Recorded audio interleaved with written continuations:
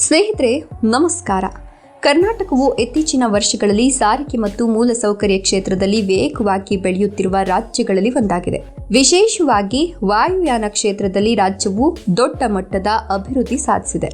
ಕರ್ನಾಟಕದ ಪ್ರಮುಖ ನಗರಗಳು, ಕೈಗಾರಿಕಾ ಪ್ರದೇಶಗಳು ಮತ್ತು ಪ್ರವಾಸಿ ತಾಣಗಳನ್ನು ದೇಶದ ಉಳಿದ ಭಾಗಗಳೊಂದಿಗೆ ಹಾಗೂ ವಿದೇಶಗಳೊಂದಿಗೆ ನೇರವಾಗಿ ಸಂಪರ್ಕಿಸುವ ಅತ್ಯಾಧುನಿಕ ವಿಮಾನ ನಿಲ್ದಾಣಗಳ ಜಾಲವನ್ನು ರಾಜ್ಯ ನಿರ್ಮಿಸಿದೆ. ಪ್ರಸ್ತುತ ಕರ್ನಾಟಕದಲ್ಲಿ 8 ಕಾರ್ಯನಿರ್ವಹಿಸುತ್ತಿರುವ ವಿಮಾನ ನಿಲ್ದಾಣಗಳಿವೆ ಮತ್ತು ಇನ್ನೂ ಕೆಲವು ಅಭಿವೃದ್ಧಿ ಹಂತದಲ್ಲಿವೆ. ಈ ವಿಮಾನ ನಿಲ್ದಾಣಗಳು ಪ್ರಯಾಣಿಕರ ಅನುಕೂಲತೆಗೆ ಮಾತ್ರವಲ್ಲದೆ ಪ್ರವಾಸೋದ್ಯಮ, ವ್ಯಾಪಾರ, ಕೈಗಾರಿಕೆ ಮತ್ತು ಪ್ರಾದೇಶಿಕ ಬೆಳವಣಿಗೆಯಲ್ಲಿಯೂ ಪ್ರಮುಖ ಪಾತ್ರ ವಹಿಸುತ್ತಿವೆ. ಬೆಂಗಳೂರಿನ ವಿಶ್ವಮಟ್ಟದ ಕೆಂಪೇಗೌಡ ಅಂತಾರಾಷ್ಟ್ರೀಯ ವಿಮಾನ ನಿಲ್ದಾಣದಿಂದ ಹಿಡಿದು ಹೊಸದಾಗಿ ನಿರ್ಮಿಸಲಾದ ಶಿವಮೊಗ್ಗ ವಿಮಾನ ನಿಲ್ದಾಣದವರೆಗೂ ರಾಜ್ಯದ ವಾಯುಯಾನ ವ್ಯವಸ್ಥೆ ಪ್ರಗತಿ ಮತ್ತು ಸಂಪರ್ಕತೆಯ ದೃಷ್ಟಿಯಿಂದ ಕರ್ನಾಟಕದ ಉತ್ಸಾಹವನ್ನು ತೋರಿಸುತ್ತಿದೆ. ಕೆಂಪೇಗೌಡ ಅಂತಾರಾಷ್ಟ್ರೀಯ ವಿಮಾನ ನಿಲ್ದಾಣ ರಾಜ್ಯದ ಅತಿದೊಡ್ಡ ಹಾಗೂ ಜನನಿಬಿಡ ವಿಮಾನ ನಿಲ್ದಾಣವಾಗಿದ್ದು ಭಾರತದ ಅತ್ಯಂತ ಪ್ರಮುಖ 3 ವಿಮಾನ ನಿಲ್ದಾಣಗಳಲ್ಲಿ ಒಂದಾಗಿದೆ. ಇದು ಬೆಂಗಳೂರಿನ ದೇವನಹಳ್ಳಿಯಲ್ಲಿ ನಗರದಿಂದ ಸುಮಾರು 40 ಕಿಲೋಮೀಟರ್ ದೂರದಲ್ಲಿದೆ. ಪ್ರತಿ ವರ್ಷ ಸುಮಾರು 35 ಲಕ್ಷಕ್ಕಿಂತ ಹೆಚ್ಚು ಪ್ರಯಾಣಿಕರು ಈ ವಿಮಾನ ನಿಲ್ದಾಣವನ್ನು ಬಳಸುತ್ತಾರೆ. 2 ರನ್ವೇಗಳು ಮತ್ತು 2 ಟರ್ಮಿನಲ್ಗಳನ್ನು ಹೊಂದಿರುವ ಈ ವಿಮಾನ ನಿಲ್ದಾಣದಲ್ಲಿ ಟರ್ಮಿನಲ್ 2 ಗಾರ್ಡನ್ ಟರ್ಮಿನಲ್ ಅಂತ ಪ್ರಸಿದ್ಧವಾಗಿದೆ. ಒಳಾಂಗಣ ಸಸ್ಯಗಳು, ಹಸಿರು ವಾತಾವರಣ ಮತ್ತು ಪರಿಸರ ಸ್ನೇಹಿ ವಿನ್ಯಾಸ ಇದರ ವಿಶೇಷತೆ.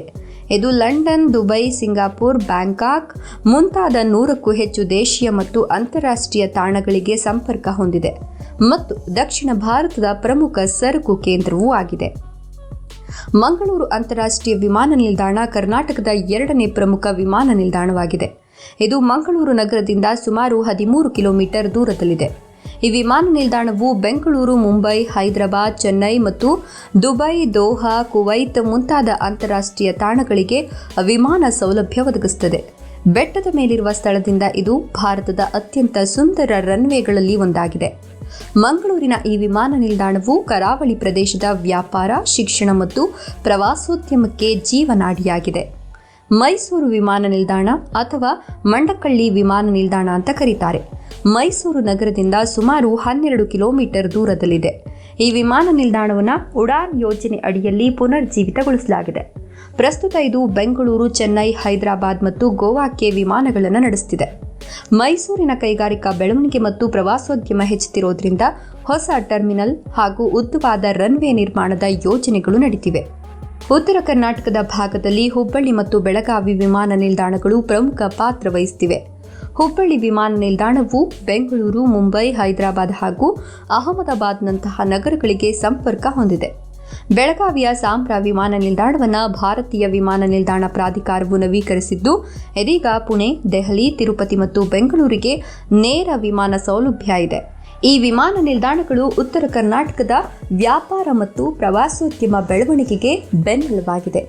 ಕಲಬುರಗಿ ವಿಮಾನ ನಿಲ್ದಾಣ 2019ರಲ್ಲಿ ಕಾರ್ಯಾರಂಭಗೊಂಡು ಹೈದರಾಬಾದ್, ಕರ್ನಾಟಕ ಪ್ರದೇಶದ ಅಭಿವೃದ್ಧಿಗೆ ಹೊಸ ಮಾರ್ಗ ತೆರೆದಿದೆ. ಇದು ಬೆಂಗಳೂರು, ಚೆನ್ನೈ ಮತ್ತು ತಿರುಪತಿಯೊಂದಿಗೆ ನೇರ ಸಂಪರ್ಕ ನೀಡುತ್ತದೆ ಮತ್ತು ಕೈಗಾರಿಕಾ ಹಾಗೂ ಶಿಕ್ಷಣ ವಲಯಕ್ಕೆ ಸಹಕಾರಿಯಾಗುತ್ತಿದೆ. ಶಿವಮೊಗ್ಗ ವಿಮಾನ ನಿಲ್ದಾಣ 2023ರಲ್ಲಿ ಉದ್ಘಾಟನೆಯಾಗಿದ್ದು ರಾಜ್ಯದ ಇತ್ತೀಚಿನ ಮತ್ತು ಅತ್ಯಾಧುನಿಕ ವಿಮಾನ ನಿಲ್ದಾಣಗಳಲ್ಲಿ ಒಂದು.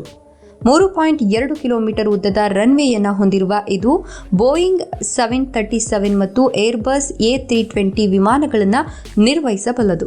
ಸೊಗಸಾದ ವಾಸ್ತು ವಿನ್ಯಾಸ ಮತ್ತು ಆಧುನಿಕ ಸೌಲಭ್ಯಗಳೊಂದಿಗೆ ಇದು ಮಧ್ಯ ಕರ್ನಾಟಕದ ಸಂಪರ್ಕವನ್ನು ಮತ್ತಷ್ಟು ಬಲಪಡಿಸಿದೆ. ಇದಲ್ಲದೆ ಬೀದರ್, ಬಳ್ಳಾರಿ ಮತ್ತು ಕಾರವಾರ ವಿಮಾನ ನಿಲ್ದಾಣಗಳು ಮುಖ್ಯವಾಗಿ ರಕ್ಷಣಾ ಬಳಕೆಗಾಗಿ ಬಳಸಲ್ಪಡುತ್ತಿವೆ. ಆದರೆ ಭವಿಷ್ಯದಲ್ಲಿ ವಾಣಿಜ್ಯ ಉದ್ದೇಶಕ್ಕೂ ತೆರೆಯುವ ಯೋಜನೆ ಇದೆ. ರಾಜ್ಯ ಸರ್ಕಾರವು ಹಾಸನ, ಚಿಕ್ಕಮಗಳೂರು ಮತ್ತು ರಾಯಚೂರಿನಲ್ಲಿ ಹೊಸ ವಿಮಾನ ನಿಲ್ದಾಣಗಳನ್ನು ನಿರ್ಮಿಸುವ ಮತ್ತು ಅಸ್ತಿತ್ವದಲ್ಲಿರುವ ವಿಮಾನ ನಿಲ್ದಾಣಗಳನ್ನು ವಿಸ್ತರಿಸುವ ಕಾರ್ಯವನ್ನು ಕೈಗೊಂಡಿದೆ. ಈ ಎಲ್ಲ ಯೋಜನೆಗಳು ಪೂರ್ಣಗೊಂಡ ನಂತರ ಕರ್ನಾಟಕವು ಭಾರತದ ಅತ್ಯಂತ ಉತ್ತಮವಾಗಿ ಸಂಪರ್ಕಿತ ರಾಜ್ಯಗಳಲ್ಲಿ ಒಂದಾಗಿ ಪರಿಣಮಿಸಲಿದೆ.